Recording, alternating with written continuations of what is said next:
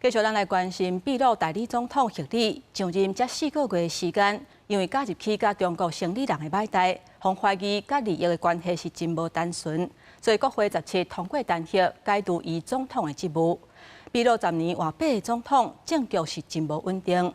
国会按算18要选出新的议长来代理总统的职务。 被撤除总统职务的贺里17暗时行出总统府，部会首长送伊坐车离开。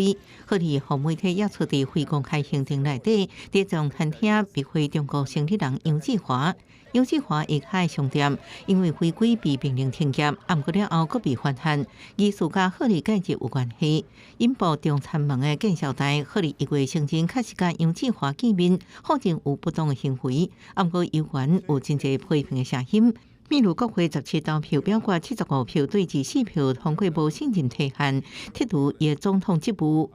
Hoy incluso tenemos problemas de relaciones internacionales con la China y con los Estados Unidos gracias a la torpeza y a la impericia del presidente Heri.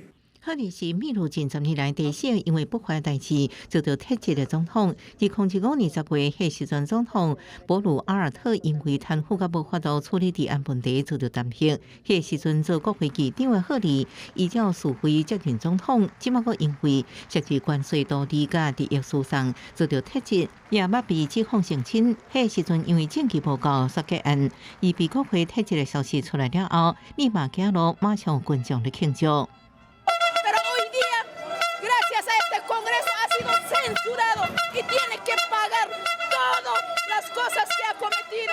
No vamos a tolerar que este sea libre. Tiene que ser encarcelado y pagar todos los delitos que ha cometido.